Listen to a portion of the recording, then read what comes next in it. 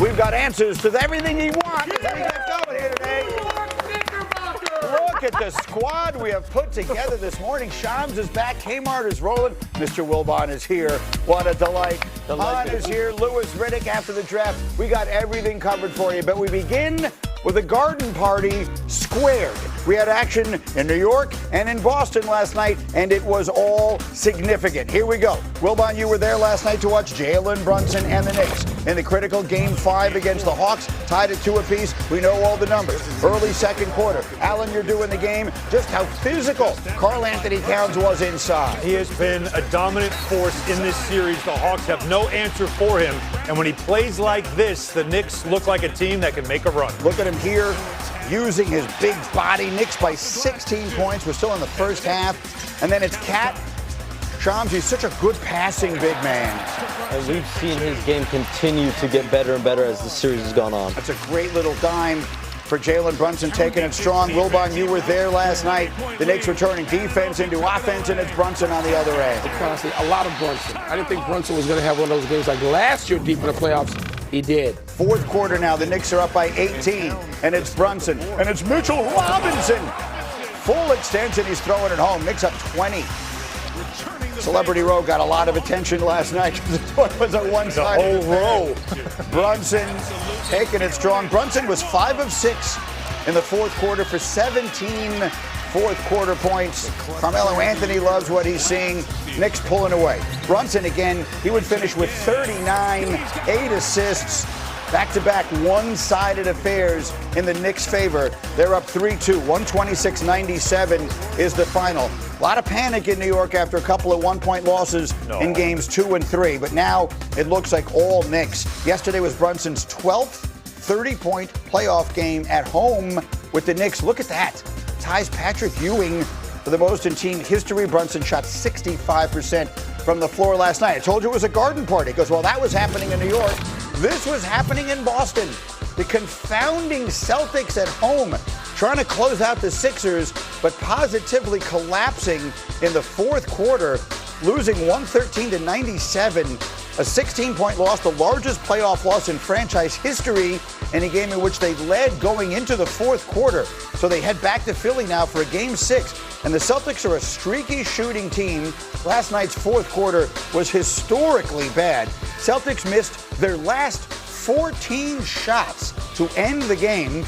That is the second most to end a playoff game by any team since we started tracking that in the late 90s. Overall, in the fourth quarter, they shot 13%. That's their worst in any quarter under Joe Mazzulla in any game, regular season or playoffs. And so it is my delight to begin the show today by saying we are playing our favorite game, and that is Mike Greenberg, professional overreactor. I am here today to tell you, after what we saw last night, Mr. Wilbon, that the Knicks have found the formula, and the Celtics, for all of the great story that it is with Tatum coming back and everything, they reminded us they're this team that plays with their food. They lose these ridiculous home games for no reason. The Knicks are going to the finals. What do you think?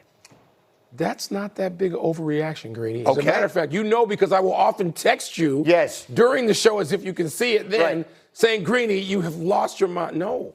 And the Celtics, the thing is, they throw in routinely one clunker a series. Yeah. Even on the way to the championship that year, one clunker. To have a second one like this again at home, it was bothersome. Either they're cavalier about it and they don't think much about it, or they can't do anything about it. Either way is not good news. The Knicks did discover something in Game 4. I thought Atlanta would snuff that out. Karl Anthony Towns as either secondary or I don't want to say primary playmaker. That's still Jalen Brunson. They found it. They went to it again last night. Maybe it's something that's sustainable, and it is fair to wonder. I'm not sold on Cleveland and Toronto. It's fair to wonder, okay, have we overrated and overstated the Celtics? That is the question that we're posing this morning. And then as far as the Knicks are concerned, that Karl Anthony Towns, we said it going into the series, you keep pointing out, even when the Knicks were down in the series, or primarily after it was 2-2, the point differential all suggested that the Knicks had the big advantage. They just couldn't find ways to win games 2 and 3. Yeah, I think the point differential now in this series is like plus 44. You know, for a 3-2 series doesn't make sense. But the games they've won handily. The games they've lost by 1 in both of those instances. And You making that reaction makes me wonder if I did see you last night on 7th Avenue chanting "We want Boston," because there was a lot of people doing that last night.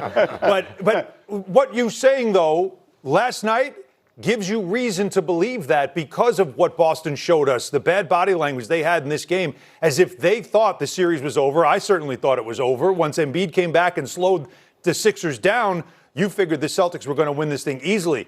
They rely a lot on their threes. They believe in it. They stick to it. And we saw last year in the Knicks series, when they couldn't make a three, the Knicks beat them in their own building. That's the dangerous part for them. For the Knicks, what you're seeing is a change in philosophy offensively that I don't think they wanted to reveal in this first round. I don't think they really wanted to have to pull that out. But when they went down 2-1, they had no choice. They had to.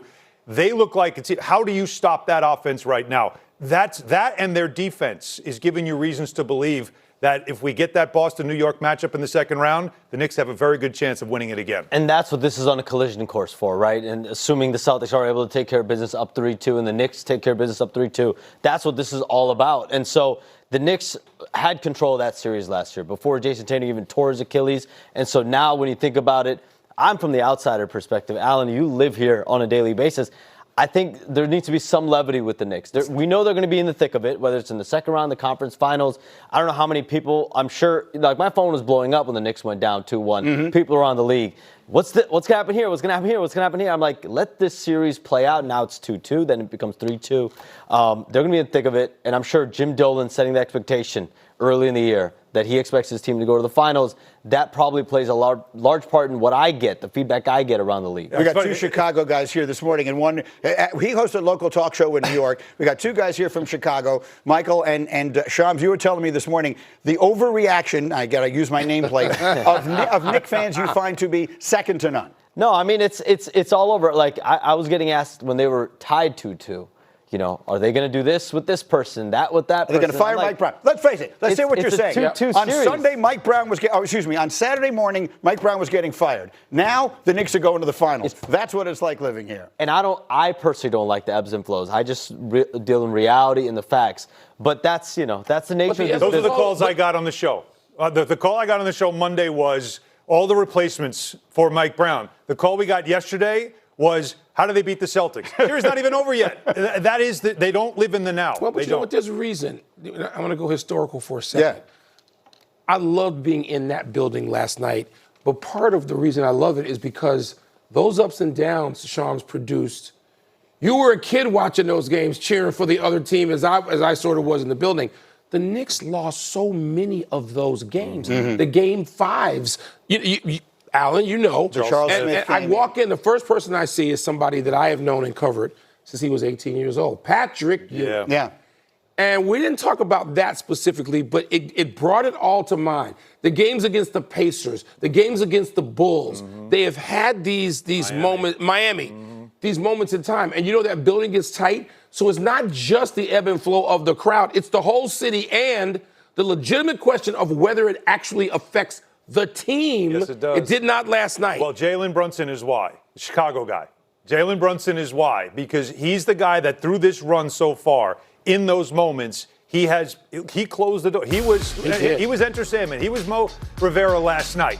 Because that was that moment in the game where you felt like, can they put this team away once and for all? And that's when Brunson, who had not shot well in this series, took over and turned out 17 points in the fourth. So here's how I see them, Michael. O.J. Anunoby is a terrific player, and he has some huge nights. Mikal Bridges, we got to figure out what exactly is happening. That they need to figure out exactly what's happening there.